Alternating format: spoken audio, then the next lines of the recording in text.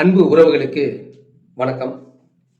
பொது வேட்பாளராக களம் இறங்க போகிறார் அண்ணன் சீமான் அவர்கள். அம்பாசமுத்திரம் தொகுதியில சீமான் அவர்கள் திமுக அதிமுக ஆதரவோடு களம் இறங்க போகிறார்.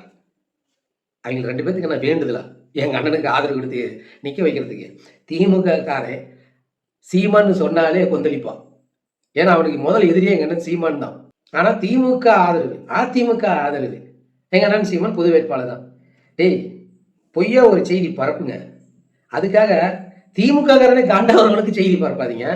ஒரு காலம் அண்ணன் சீமான் அவர்கள் அந்த தவறை செய்ய மாட்டார். நாம் தமிழர் கட்சி ஒவ்வொரு தேர்தலும் தனித்து போட்டியிடும், அது எல்லோருக்கும் தெரியும். அதுலையும் குறிப்பா இடைத்தேர்தல்னா ஆளுங்கட்சி தான் ஜெயிக்கும். அப்படி இருந்தோம் எதிர்கட்சி நிக்கலாம் கூட அண்ணன் சீமான் அவர்கள் நிற்பார். இதுக்கு எடுத்துக்காட்டு ஈரோடு இடைத்தேர்தல். ஈரோடு இடைத்தேர்தலில் ஆளுங்கட்சி சரமாரியா பணப்பட்டுவிட பண்ணாங்க. விக்கிரவாண்டி இடைத்தேர்தலில் அதிக பணம் கொடுத்ததுனால தான் அதிமுக இல்ல விக்கிரவாண்டியில அதிக பணம் கொடுத்தாங்க. இப்போ ஈரோட்டில் பயங்கரமா கொடுப்பாங்க. நாங்க நிக்கல, நாங்க விளையிடுறோம், நாங்க வேட்பாளர் போடலன்னு அறிவிச்சாரு. அப்படி இருந்தும் அண்ணன் சீமான் அவர்கள் நான் திமுக எதிர்த்து நிற்பேன், எங்க ராமதன் கட்சி வேட்பாளர் போடுவோம் அப்படின்னு போட்டாரு. அப்ப அவர் என்ன பொது வேட்பாளரா? அப்ப என்ன பொது வேட்பாளரா? இப்போதும் இந்த தவக ஆளுங்கட்சியை எதிர்த்து அண்ணன் சீமான் வேட்பாளர் போடுவார். அவர் நிற்கிறாரா இல்லையா அப்படிங்கிறத அண்ணன் சீமான் அவர்களே செய்தியாளர் சந்திப்பில் சொல்லுவார். ஏன்னா சீமான் பொது வேட்பாளராக களம் இறங்க போகிறார் என தகவல். அதிமுக திமுகவும் பொது வேட்பாளராக சீமானை நிறுத்துவதாக தகவல் அப்படின்னு இந்த தகவல் பரப்புற வேலையை நாங்கள் பண்ண மாட்டோம். ரூட் மாஃபியா பண்ணுறோம். ரூட் மாஃபியா தான் விஜய் அதை சொன்னார் இதை சொன்னார் ஒரு தகவலாக விடுவாங்க. ஆனால் அண்ணன் சீமான் அவர்கள் செய்தியாளரை சந்தித்து எங்க பிள்ளைங்க நிற்கிறாங்க, நான் இந்த தொகுதியில் நிற்கிறேன்னே சொல்லுவார். யாரு தயவுலையும் இல்லைன்னு சொல்லுவார். எந்த கட்சியோடும் கூட்டணி வைக்க மாட்டார். குறிப்பா தற்காலிக வெற்றிக்காக நிரந்தர வெற்றியை இழக்க மாட்டேன் அப்படின்னு அண்ணன் ஒவ்வொரு செய்தியாளர் சந்திப்பிலையும் பதிவு பண்றாரு. அப்படி இருக்கிறபோது திமுக அதிமுக அடிச்சு வர எங்க அண்ணன் தாவகால ஒரு கட்சா, அதுக்கு பயந்துகிட்டு திமுக அதிமுக சொல்றதெல்லாம் எங்க அண்ணன் கேட்பாரா? தாவக முதலமைச்சர் அவர்களுக்கு சீமான் அண்ணன் மேல பயம். எப்படியும் இடைத்தேர்தலில் நாம் தமிழ் கட்சி போட்டி போடும். திமுக அதிமுக பின்வாங்க அதிக வாய்ப்பு இருக்குது. ஏன்னா இடைத்தேர்தலில் இவங்க போட்டி போட மாட்டாங்க. காலங்காலமாக அந்த திமுக அதிமுக இடைத்தேர்தலில் பயங்கர பணப்பட்டுப்பட செய்யும். திமுக ஆளுங்கட்சியாக இருந்தால் அதிமுக நிற்காது, அதிமுக ஆளுங்கட்சியாக திமுகவும் நிற்காது. இது ஆளுங்கட்சிக்கு தான் அதிக வாய்ப்பு இருக்குன்னு எல்லாத்துக்கும் தெரியும். அதனால இதை தெரிஞ்ச இந்த 2 கட்சிகளும் நிற்பதற்கு வாய்ப்பு குறைவு. அவங்க நாடாளுமன்ற தேர்தலை பார்த்துக்கலான்னு கூட இந்த தேர்தலை புறக்கணிக்க வாய்ப்பு இருக்குது. ஆனால் சீமான் அவர்கள் கண்டிப்பா ஆளுங்கட்சியை எதிர்த்து வேட்பாளரை போடுவார். அவர் நிற்கிறேன் அப்படின்னா அவரே செய்தியாளர் சந்திப்பில் சொல்லுவார். அதனால இப்போ நம்ம பொது வேட்பாளர் அப்படின்னு ஒரு கட்டமைப்பை உருவாக்கிட்டோம் அப்படின்னா தேர்தல் நேரத்தில் நம்மளுக்கு கொஞ்சம் ஃப்ரீ ஆகிடுவோம். ஏன்னா நாங்கள் அப்பயே சொன்னோம், திமுக அதிமுக 2 பேரும் சேர்ந்து தான் பொது வேட்பாளராக சீமானை நிறுத்த போறாங்கன்னு நாங்கள் சொன்னோம்ல.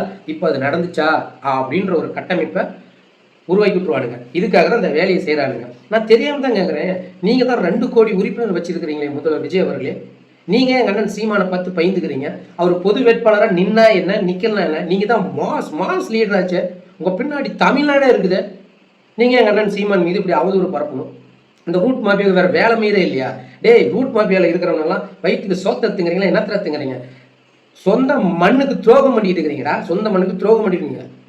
ஒட்டுமொத்த கார்பரேட் கைகுலியா மாதிரி அவர் நின்றுட்டுக்கிறாரு. தமிழ்நாட்டில் தமிழனே இல்லையா? உங்களுக்கு பதவி கொடுக்கறதுக்கு தமிழ்நாட்டில் தமிழ் இல்லையா? ஒரு ஆந்திராக்காரன் ஒரு ரெட்டியை கூட்டிட்டு வந்து நீங்க பதவி கொடுக்குறீங்க. ஜனநாயகம் படத்தோட தயாரிப்பாளர் கர்நாடகாரனை கூட்டு வந்து ஒரு பதவி கொடுக்குறீங்க. அதுலயும் முக்கியமான போஸ்டிங் டெல்லி பிரதிநிதி. அந்த அளவுக்கு தமிழ்நாட்டில் கேவலம் கட்டு போயிட்டானா? இதுக்கு தாண்டா தமிழ்நாட்டை தமிழ ஆளணும்னு சொல்றது. இந்த மண்ணை நேசிக்கிற மகன்களுக்கு தான் அந்த வழி தெரியும். கர்நாடகாரன் தண்ணி தர மாட்டேன்னு பல ஆண்டு காலமா பிரச்சனை பண்ணிட்டு இருக்கிறான். விவசாயிங்க தெருவில் இறங்கி போராடுறாங்க, வாழ்வ சாவோன்னு நின்றுக்கிறாங்க. இப்போ கொடுக்குற கொஞ்ச நெஞ்ச தண்ணியும் தடுத்து நிறுத்துற மாதிரி காவிரி குறுக்கு தடுப்பணை கட்டிய தீர்வன் கர்நாடக முதல்வர் சொல்றாரு.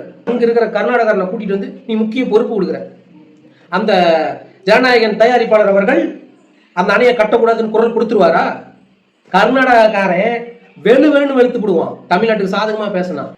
என் இனத்துக்கு துரோகம் பண்றவன், என் தமிழ்நாட்டை சுரண்டி திங்கிறவன், இவனுங்களுக்கு தான் இப்ப இந்த தாவக ஆட்சியில பொறுப்பு. இதுதான் திமுகவுக்கு மாற்று அரசியல். திமுக தீய சக்தி, விஜய் அவர்கள் தூய சக்தி. இன்னும் இந்த தமிழ்நாட்டில் என்னென்ன கொடுமை நடக்க போகுதுன்னு தெரியல. இன்ஸ்டாகிராம்னு ஒன்று இல்லைன்னா தாவக்க ஆட்சியே கிடையாது, ஜோலியாக முடிஞ்சு போயிடும். மக்களுக்காக அப்படி என்ன செஞ்சிட்டாரு விஜய் அவர்கள்? 20 வருஷமா போராட்டம் பண்ணாரா? என்ன புரட்சி பண்ணார்? சினிமா நடிச்சா அந்த முகத்தின் அடையாளத்தை வச்சு உள்ள வந்தார், ஃபேக் நியூஸாக பரப்பினார். மக்கள் மனசுல இங்க இருக்கக்கூடிய எங்க அண்ணன் செந்தமிழ் சீமான் மீது அவதூற விதைச்சார்.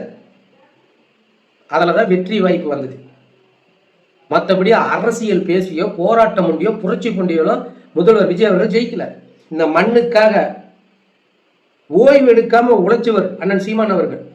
தமிழ்நாட்டில் எங்க பிரச்சனைனாலும் அவங்களுக்கு முதல் குரல எங்க அண்ணன் சீமான் தான் நிற்பார். அப்படி அவங்க ஒரு மனசுல புறக்கணிச்சிட்டீங்க. காரணம் அந்த அளவுக்கு அவதூற தெளிச்சானுங்க. திமுகவோட இந்த தாவக்க தான் அதிகமாக பல கோடி செலவு பண்ணி அண்ணன் சீமான் மீது அவதூற அள்ளி தெளிச்சுது. இப்பயும் அண்ணன் சீமான் அவர்கள் இந்த மக்களுக்கு முன்னாடி ஒடியாந்து நிற்பார். அப்படியாப்பட்ட தலைவர் தான் நீங்க இழந்து நிற்கிறீங்க.